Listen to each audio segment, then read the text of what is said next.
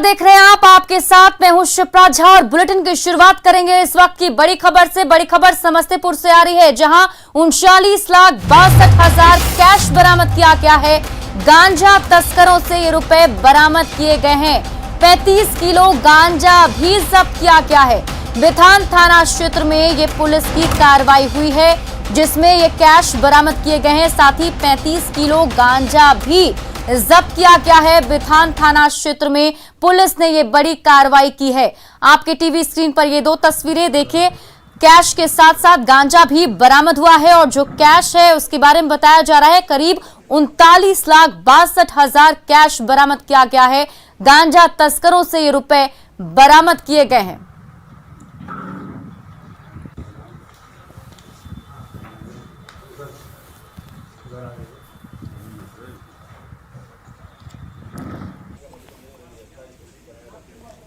और इस खबर पर अधिक जानकारी के साथ हमारे सहयोगी नितेश हमारे साथ फोन लाइन पर जुड़े हुए हैं। नितेश, देखिए 39,62,000 कैश और इसके साथ ही जो गांजा है वो भी बरामद किया गया है। क्या जानकारी मिल पा रही है? इसमें कोई गांजा तस्कर भी गिरफ्तार हुआ है क्या? जी, इस पूरे मामले में समस्तीपुर पुलिस के द्वारा नशा के कारोबार के खिलाफ बड़ी कार्रवाई हुई है और पुलिस की छापेमारी की भनक लगते ही जो धंधेबाज थे अरविंद महतो और देवेंद्र महतो, जो सुदामापुर गांव बिथान थाना क्षेत्र के रहने वाले हैं, पुलिस जैसे ही पहुंची वहां से फरार हो गए। और पुलिस ने छापेमारी के दौरान घर की तलाशी ली। इस तलाशी के क्रम में पुलिस ने 35 किलो गांजा बरामद किया है, जिसका मूल्य लाखों में बताया जा रहा है। वहीं 39,62,600 रुपए पुलिस के द्वारा बरामद की गई है। और इस पूरे मामले में जो धंधेबाज थे उनके ऊपर NDPC एक्ट के तहत बिथान थाना में मामला दर्ज किया गया है और धंधेबाज की गिरफ्तारी के लिए छापेमारी की जा रही है, जो जानकारी रोसड़ा SDPO सैयार अख्तर के द्वारा दी गई है। जी, बहुत बहुत शुक्रिया मुकेश तमाम जानकारी के लिए। तो खबर आपको समस्तीपुर से बता रहे थे, जहां पर देखिए पुलिस ने ये बड़ी कार्रवाई की है, जिसमें गांजा बरामद किया गया है। साथ ही 39,62,000 रुपए कैश भी बरामद किए गए हैं। 35 किलो गांजा बरामद किया गया है और फिलहाल पुलिस की तरफ से छापेमारी की जा रही है ताकि गांजा तस्कर को गिरफ्तार किया जा सके।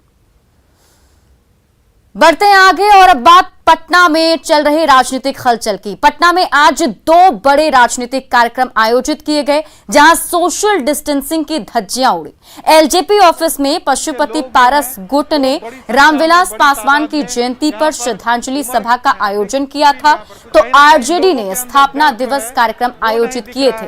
दोनों जगहों पर भीड़ दिखी। बड़ी संख्या में पार्टी कार्यकर्ता बगैर मास्क के दिखाई दिए। तस्वीरें आपके सामने है, ये 2 तस्वीरें, एक LJP ऑफिस की तस्वीर आपको दिखा रहे हैं और दूसरी तस्वीर RJD ऑफिस के बाहर की है। देखिए यहां पर जितने भी कार्यकर्ता पहुंचे हैं, किसी के भी चेहरे पर मास्क नहीं दिखाई दे रहा है। LJP ऑफिस में खाने का पैकेट लेने के लिए कार्यकर्ताओं में होड़ मची रही, तो RJD ऑफिस के बाहर भी बगैर मास्क के कार्यकर्ता दिखाई दिए। LJP ऑफिस में श्रद्धांजलि सभा के दौरान कार्यकर्ताओं के लिए फूड पैकेट का भी इंतजाम किया गया था, जिसे लेने के लिए बड़ी संख्या में बाहरी लोग पहुंच गए। और इस दौरान कोरोना गाइडलाइन की जमकर धज्जियां उड़ी। तस्वीरें आपके टीवी स्क्रीन पर हैं। लोजपा के प्रदेश कार्यालय में जो कार्यक्रम का आयोजन किया गया है, श्रद्धांजलि सभा, वहां की तस्वीर आप देखिए। यहाँ पर चूंकि जो लोग आए हैं उनके लिए खाने पीने की व्यवस्था की गई थी और किस तरह से यहाँ पर देखिए लूट मची हुई है। कोरोना का समय चल रहा है, बावजूद इसके आप देखिए खाना के लिए किस तरह से यहाँ पर मारामारी हो रही है। आप तस्वीर डराने वाली तस्वीर है। एक तरफ कोरोना के मामले अभी भी खत्म नहीं हुए हैं, लगातार कोरोना के केसेस आ रहे हैं, बावजूद इसके लोगों में कहीं से डर नहीं है। किस तरह से देखिए आप खुलेआम यहाँ पर जो नियम कानून है उसकी धज्जियां उड़ रही है। खाना का पैकेट लेने के लिए मारामारी की स्थिति यहाँ पर आप देखिए हो रही है और लोग ऐसे ही बैठकर खा पी रहे हैं बिना मास्क के, बिना किसी सोशल डिस्टेंसिंग के। लोग जो हैं वो बड़ी संख्या में, बड़ी तादाद में यहाँ पर उमड़ गए हैं। आप देखिए तस्वीर यहाँ पर, कुछ लोगों से हम बात करते हैं। कहाँ से हैं? मनेर से। कोरोना से डर है कि नहीं? डर तो है। भीड़ में बैठे हैं फिर भी भीड़ में तो बैठने पड़ेगा ना खाने के लिए, खाना जरूरी है, तो खाना भी जरूरी है ना। कोरोना रहे ना रहे, है ना? कोरोना से तो डर लगबे करेगा। क्या नाम है आपका? बबलू कुमार। देखिए आप किस तरह से लोग जो हैं वो यहाँ पर खाना पीना में लगे हैं, और चूंकि कोरोना के केसेज हैं उसके बावजूद कहीं ना कहीं लोगों के अंदर डर जो है वो नहीं दिख रहा है। लोग कह रहे हैं खाना भी जरूरी है। तो निश्चित तौर पर बड़ा सवाल है कि आखिर जो नियम कानून जो कोरोना गाइडलाइन को लेकर जारी किए गए हैं उसको कहीं ना कहीं नज़रअंदाज किया जा रहा है, और खुलेआम यहाँ पर आप देखिए किस तरह से बीमारी को न्योता देने की कोशिश पार्टी के तरफ से, पार्टी के जो समर्थक जुटे हैं, कार्यकर्ता जुटे हैं, जिनके खाने की यहाँ पर व्यवस्था की गई है, वहाँ पर जो नियम कानून है वो खुलेआम टूट रहे हैं, उसकी धज्जियां उड़ रही है। कैमरा पर्सन अजय दुबे के साथ साकेत कुमार, न्यूज़ 18। आरजेडी स्थापना दिवस पर आयोजित कार्यक्रम में भी सोशल डिस्टेंसिंग की धज्जियां उड़ाई गई। यहां बड़ी संख्या में लोग पहुंचे थे जो ना तो मास्क पहने थे और ना ही उन्हें सोशल डिस्टेंसिंग का ख्याल रहा। आज राष्ट्रीय जनता दल का 25वां स्थापना दिवस समारोह है, और इस समारोह की एक तस्वीर ज़रा आपको हम दिखाते हैं कि आरजेडी के कार्यालय के ठीक सामने अगर आप देख पा रहे हो तो जो कार्यकर्ता हैं वो कार्यकर्ताओं की जो भीड़ वो दिखाई पड़ रही है, लेकिन सोशल डिस्टेंसिंग कहीं पे दिखाई नहीं पड़ रहा है। यहाँ पे जैसे ही यहाँ पे समारोह शुरू हुआ उस समय हालांकि आरजेडी के तमाम बड़े नेता अपने मंचों से ये अपील करते रहे कि जितने भी कार्यकर्ता हैं वो मास्क ज़रूर लगाएं, जो सोशल डिस्टेंसिंग का पालन ज़रूर करें, लेकिन जो कार्यकर्ता जो हैं वो मानने को तैयार नहीं। और वो तस्वीर जो है वो राष्ट्रीय जनता दल के कार्यालय से आप देख रहे हैं कि यहाँ पे सोशल डिस्टेंसिंग जैसी चीज़ों पे बिल्कुल जो लोग हैं वो मानने करने को जो है वो तैयार नहीं हैं। कैमरा पर्सन दीपक के साथ Ravi S Narayan, news 18 Patna. RJD के 25वें स्थापना दिवस कार्यक्रम का पार्टी अध्यक्ष लालू प्रसाद ने वर्चुअल तरीके से उद्घाटन किया, और इस मौके पर पूर्व मुख्यमंत्री राबड़ी देवी और मीसा भारती भी कार्यक्रम में मौजूद रहीं। लालू प्रसाद ने कहा कि उनकी पार्टी ने गरीब और वंचित तबकों को उनका हक दिलाने के लिए कठिन संघर्ष किया है। उन्होंने कहा कि संघर्ष को कुचलने की पूरी कोशिश की गई, लेकिन हम डिगे नहीं और अपना हक लिया। लालू प्रसाद ने कहा कि हमारे समय में वंचित तबकों को मुंह खोलने की आजादी मिली। इन बातों को लेकर के जितने भी समाजवादी लोग हैं, जनता कर्पूरी ठाकुर जी आज हमारे बीच में नहीं है, हम लोग संघर्ष किया कि लागू करो, मंडल कमीशन लागू करो, और मंडल कमीशन लागू करने के लिए ट्रेन पकड़ के हम लोग रास्ता में आ रहे थे सीधे। और उस समय के सरकार कूड़ा घाट है, कूड़ा रोक के गाड़ी को इतना मारा, इतना कुटाई किया लोगों को, लेकिन फिर भी तो अपना इरादा नहीं छोड़ा, हम लोग दिल्ली पहुंचे। और दिल्ली में आकर के मंडल कमीशन लागू करो, और लागू नहीं करो, दिखना चाहिए कि हमारे लोगों को 60% नौकरी और रोजगार में उनका स्थान है। जननायक कर्पूरी ठाकुर सहित हम लोग ये इंडिया गेट से हम लोग को गिरफ्तार कर दिया गया, और गिरफ्तारी के बाद भी बाद में रिहा कर दिया। तो मंडल कमीशन लागू करो, और लोकनायक जयप्रकाश बाबू ने कहा था कि जो संपूर्ण क्रांति का लड़ाई है, संपूर्ण क्रांति, टोटल रिवोल्यूशन, ये समाज के अंतिम पायदान पर बैठे हुए लोगों के लिए है। शिक्षा से, चिकित्सा से, हर तरह से, रोजगार से। और हम लोग इसमें गए, ये में गए, सब लोग गए, निशा के अंतर्गत गए हम लोग, और निकलने के बाद हमारी पार्टी, हम लोग सब मजबूती के साथ अपने अभियान को आगे बढ़ाया, शुरू किया। कहाँ कोई सोचता था कि फुलोरिया गांव या कहीं भी कोई सोचते फुलोरिया गांव और रिमोट एरिया, उस गांव से आदमी निकल करके। वहीं तेजस्वी यादव ने कहा कि लालू यादव एक विचारधारा है और आरजेडी गरीबों और शोषितों की आवाज है। बिहार की जनता ने आरजेडी को शुरू से ही साथ दिया है।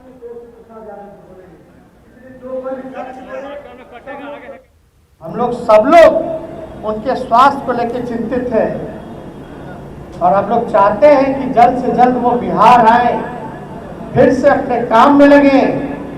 लेकिन काम में वो देखिए कहीं भी हो, कहीं भी रहे, लेकिन लगातार बिहार की जनता और देश की जनता को लेकर के वो हमेशा चिंतित रहे, परेशान रहे। लेकिन हम लोगों ने राष्ट्रीय जनता दल के सभी नेता, पदाधिकारी, कार्यकर्ता, खास तौर पे हम कार्यकर्ताओं को धन्यवाद देना चाहते हैं कि बूथ पे उन्होंने जो काम किया है, जिस हिसाब से चुनाव में एकता का परिचय दिया है, बिना संसाधन के लालू जी के विचार को और जिस जोश के साथ परिचय दिया कि राष्ट्रीय जनता दल कोई करिश्मा, कोई तेजस्वी या जगदा बाबू या तेज बाबू या सिद्दीकी जी या तिवारी जी का नहीं, ये करिश्मा था असल मुद्दे को उठाने का। और हमने जनता के मुद्दे को उठाया और जनता ने हमारा साथ दिया। और अब बात बिहार में बेबसी की बाढ़ की, जिससे लोग परेशान हो गए हैं।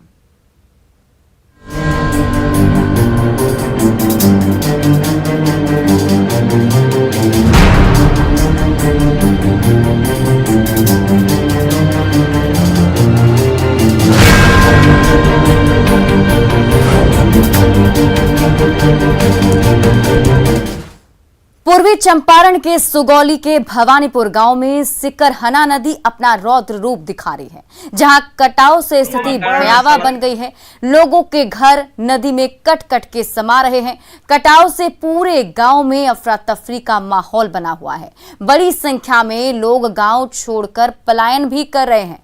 दर्जनों परिवार के लोग अपना सामान ट्रैक्टर पर लादकर दूसरे जगह पर जा रहे हैं।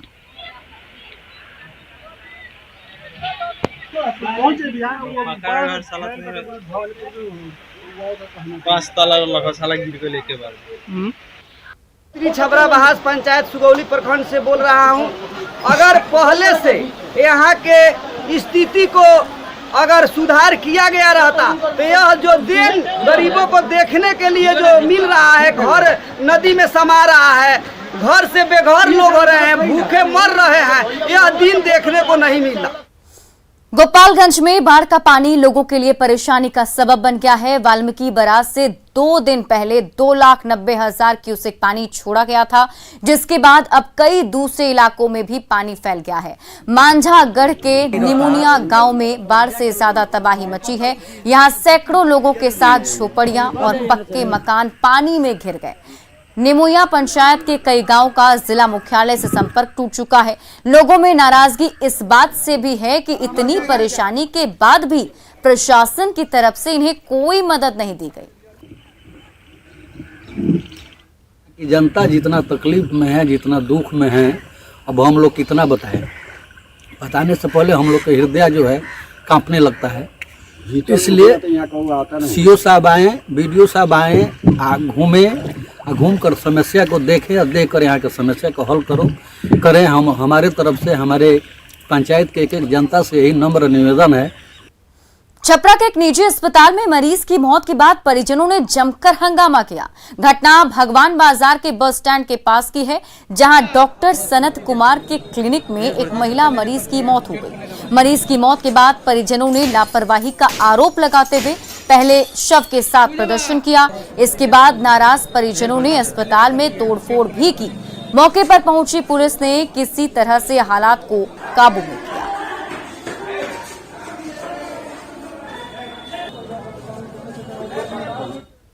मरी है 50 बार बोलने के बाद एक बार भी डॉक्टर नहीं आता है, कंपाउंडर के बोलने के बाद भी नहीं आता। 4.5 लाख रुपया है और लापरवाही से हुआ है। दोनों आदमी पहले क्या चाहते हैं, उसके बाद ना आगे का क्या कार्रवाई होगा। क्या आरोप लगा रहे हैं, किस तरह का आरोप है? आरोप है कि लोग कहता है कि 10 रोज से डॉक्टर साहब मरीज को देखने नहीं आए हैं, ऐसा है वैसा है, यही सब बात बोल रहे हैं। अभी तक कोई लिखित आवेदन नहीं मिला ना? नहीं, लिखित आवेदन कोई नहीं मिला। नगर निगम में पार्षदों का कार्यकाल समाप्त होने की स्थिति में सरकार प्रशासकों की नियुक्ति कर विकास कार्य पूरा करेगी। ये बात डिप्टी सीएम और राज्य के नगर विकास मंत्री तारकिशोर प्रसाद ने कहा। कटिहार के साथ साथ बिहार के कई नगर निगम के पार्षदों का कार्यकाल समाप्त हो चुका है या फिर समाप्त होने वाला है। जो अपने स्थानीय नगर निकाय के जो कार्य हैं उनका संपादन होता रहे, आम लोगों को परेशानी नहीं हो, उसके लिए ये प्रशासक की नियुक्ति का प्रावधान है और उसी नियुक्ति को हम आने वाले दिनों में करेंगे। लेकिन हमारा प्रयास है कि हम जल्द से जल्द जो चुनाव की प्रक्रिया है उसको भी संपन्न कराएं। कोरोना की वजह से गया में होने वाला विश्व प्रसिद्ध पितृपक्ष मेला के आयोजन पर संशय बना हुआ है। विष्णुपद प्रबंध कारिणी समिति ने मुख्यमंत्री नीतीश कुमार को पत्र लिखकर मेले के आयोजन की अनुमति मांगी है। समिति के सदस्यों की मांग है कि कोरोना गाइडलाइंस के अनुसार मेले की अनुमति दी जाए।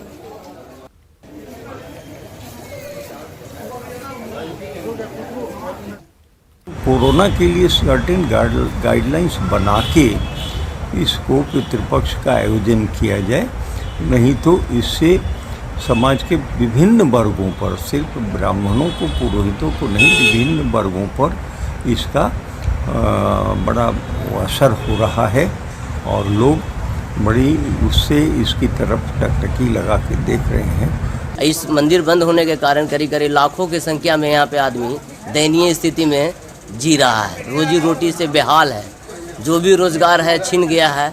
अभी हम लोग 10 रुपया 20 रुपया भी नहीं कमा पा रहे हैं। और अनलॉक 4 पर बिहार सरकार का बड़ा फैसला, सभी सरकारी और गैर सरकारी कार्यालय सामान्य रूप से खुलेंगे। ये अनलॉक 4 के गाइडलाइंस हैं जिसमें बताया गया है कि सरकारी और गैर सरकारी कार्यालय सामान्य रूप से खुलेंगे। वहीं विश्वविद्यालय कॉलेजों में 50% की उपस्थिति होगी। 11वीं 12वीं के कॉलेज में 50% छात्रों की उपस्थिति होगी। शैक्षणिक संस्थानों में टीकाकरण की विशेष व्यवस्था भी की जाएगी। इसके अलावा रेस्टोरेंट एवं खाने की दुकान का संचालन 50% के साथ किया जाएगा। तो आपको बता दें कि बिहार में अनलॉक 4 के तहत ये गाइडलाइन जारी किए गए हैं, जिसके मुताबिक बताया गया है कि विश्वविद्यालय और कॉलेज में 50% की उपस्थिति रहेगी। इस दौरान 11वीं 12वीं के कॉलेज में 50% छात्रों की उपस्थिति हो सकती है। और सीएम नीतीश कुमार ने ट्वीट करके ये जानकारी दी है, जिसमें उन्होंने बताया है कि कोरोना की स्थिति को देखते हुए ये तमाम बड़े फैसले लिए गए हैं। ट्वीट करते हुए नीतीश कुमार ने लिखा कि कोरोना की स्थिति समीक्षा के बाद सभी सरकारी गैर सरकारी कार्यालय को सामान्य रूप से खोलने का निर्णय लिया गया है।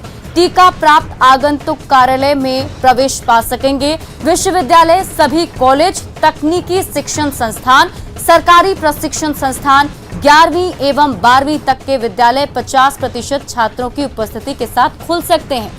शैक्षणिक संस्थानों के वयस्क छात्र छात्राओं, शिक्षकों एवं कर्मियों के लिए टीकाकरण की विशेष व्यवस्था होगी। रेस्टोरेंट एवं खाने की दुकान का संचालन 50% बैठने की क्षमता के साथ हो सकेगा। अभी भी सावधानी की जरूरत है।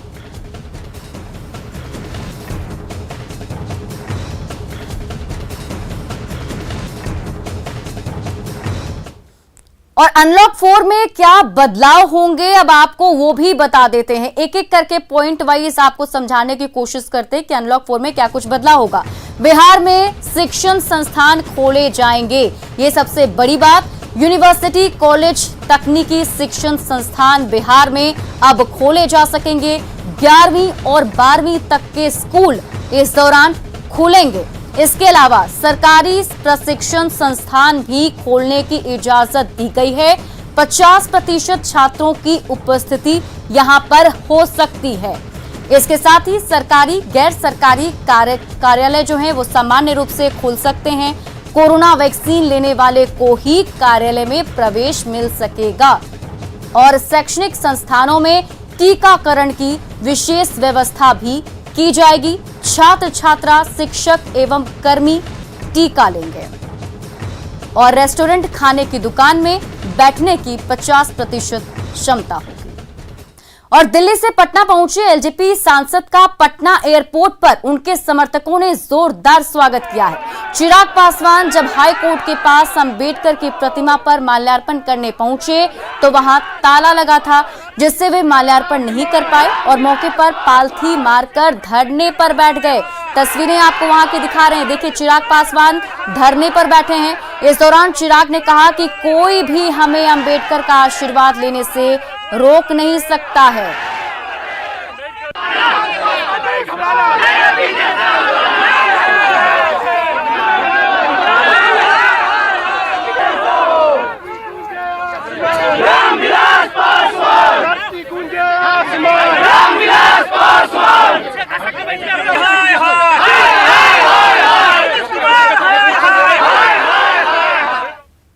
और मधुबनी से बड़ी खबर सामने आ रही है। गड्ढे में डूबने से 3 युवकों की मौत हो गई है। ये बड़ी खबर आपको मधुबनी से बता रहे हैं, जहां गड्ढे में डूबने से 3 युवक की मौत हो गई।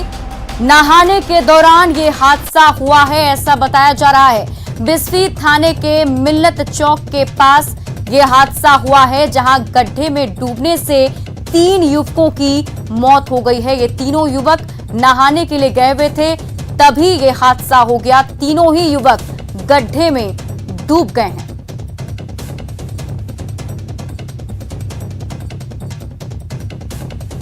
तो बड़ी खबर आपको मधुबनी से बता रहे हैं। यहां पर देखिए, गड्ढे में डूबने 3 युवक जो हैं वो डूब चुके हैं। नहाने के दौरान ये हादसा हुआ है। बिस्फी थाने के मिल्लत चौक के पास का ये हादसा बताया जा रहा है, जहां पर 3 युवक नहाने के लिए पहुंचे थे, लेकिन गड्ढे में डूबने से तीनों ही युवक की मौत हो गई है। ये बड़ी खबर आपको मधुबनी से बता रहे हैं। लगातार बहुत सारे ऐसे इलाके बिहार के जहां पर बाढ़ जैसी स्थिति बनी हुई है, वहां पर कुछ ऐसे ही हादसे नजर आ रहे हैं। और मधुबनी से खबर आपको बता रहे हैं, जहां पर गड्ढे में डूबने से 3 युवक की मौत हो गई। ये तीनों ही युवक नहाने के लिए पहुंचे थे, लेकिन तीनों युवक की डूबने से मौत हो गई है। इधर छपरा में गंडक नदी कहर बरपा रही है। नेपाल के वाल्मीकि नगर बराज से लगातार पानी छोड़े जाने से गंडक नदी उफान पर है। पानापुर प्रखंड के कई गांवों में बाढ़ का पानी घुस गया है। फसलें डूब चुकी हैं, लोगों का घर भी डूब गया है। नदी का जलस्तर बढ़ने के कारण स्थिति विकराल हो गई है। बाढ़ पीड़ित अपने मवेशियों के साथ सारण तटबंध पर शरण लिए हुए हैं। दिक्कत यह बा जे कोई न प्रशासन नहीं आवत, ना कोई विधायक, ना नेता कोई नहीं आवत, ना मुखिया।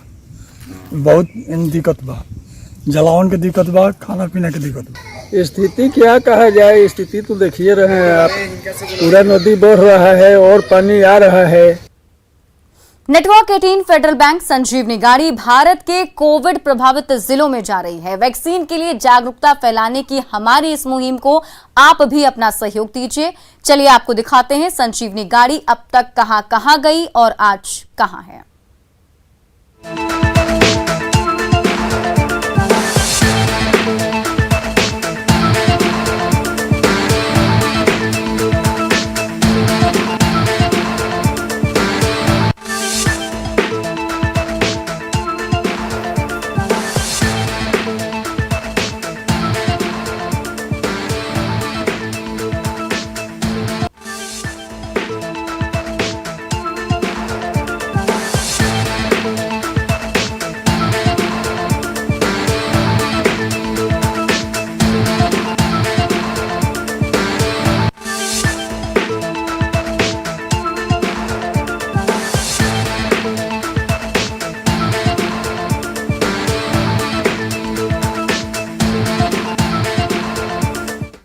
और अपना बिहार के इस बुलेटिन में अभी के लिए बस इतना ही, लेकिन न्यूज़ 18 बिहार झारखंड पर खबरों का सिलसिला लगातार जारी।